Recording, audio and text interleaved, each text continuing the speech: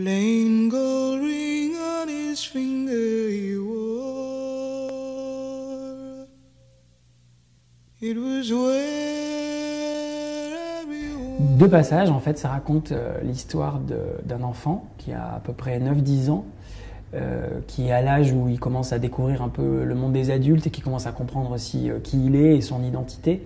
Et il découvre qu'il y a un secret dans sa famille et il découvre en fait qu'il est un enfant adopté.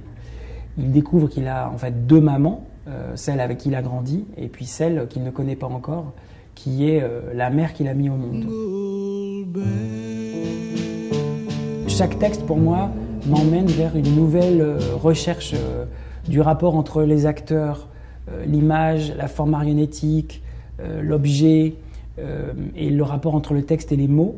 Et c'est vrai que cette première image du conteur qui dit au spectateur « tu sais, tu peux voir dans le noir », et le fait qu'il nous guide, puisque le conteur il est vraiment là dans le texte, je trouve, pour nous guider à travers justement cette histoire parfois un peu sombre, obscure, où il y a des choses qu'on ne sait pas, il y a des choses que le personnage principal nous révèle ou se révèle à lui-même.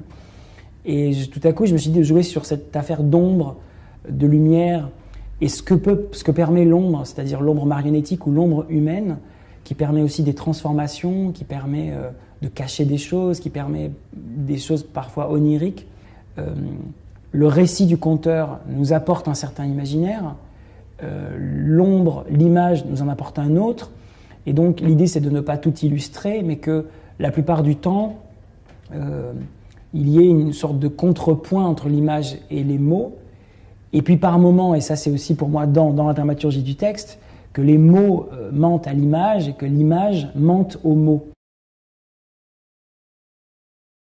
L'histoire du dispositif sonore, en fait, c'est arrivé vraiment dans la recherche qu'il y a pour moi dans le texte entre le spectateur et le récitant.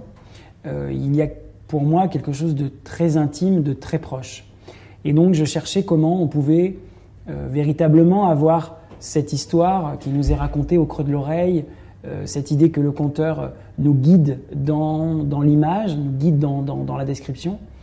Et donc est arrivée cette idée que les spectateurs aient des casques, donc audio, et qu'ils puissent entendre le récitant évidemment, comme s'il nous racontait l'histoire au creux de l'oreille, mais qu'ils puissent entendre aussi tous les petits détails, les petits craquements de plancher, les pas dans la neige, l'ascenseur, et puis les bruits qu'il faut inventer, c'est-à-dire l'ascenseur qui descend au creux de la terre et qui va à l'intérieur de l'enfant. On a mis en place, donc avec François Lémarie, qui est donc créateur son, on a mis en place ce dispositif. Et donc, comme pour l'ombre, comme dans beaucoup de spectacles, on travaille tout en même temps, et c'est comme si le spectacle s'écrivait.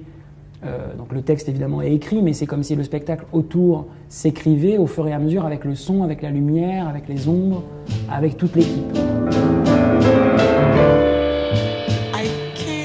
Quand on sait qu'il va y avoir des enfants dans la salle, il y a une vigilance, il y a, je dirais, peut-être une plus forte responsabilité. C'est-à-dire que dans le choix des images, dans le choix du rythme aussi, il y a des choses que j'imagine un petit peu différemment. L'âge, c'est plusieurs choses. C'est évidemment le propos, mais c'est aussi comment ce propos est raconté, la langue. Est-ce que cette langue-là, elle est accessible à partir des enfants ou pas du tout? Est-ce que c'est plutôt pour les adultes? Là, la langue de Stéphane, elle me paraissait accessible, bien qu'elle soit assez exigeante, je trouve, pour le jeune public. Elle me paraissait accessible à des enfants de 9-10 ans. Et surtout, je trouvais que le propos et la manière dont il nous embarque dans ce propos, elle me semblait vraiment intéressante à l'âge où, j'ai l'impression, les enfants sont aussi en train de construire leur identité par rapport à leurs parents et aussi de construire une sorte d'autonomie. J'ai la chance d'être très bien entouré. C'est un spectacle qui est très long à construire, donc ça demande à tout le monde à la fois beaucoup de patience et à la fois presque un centrage et une précision au quotidien dans le travail. It will never be spring. Long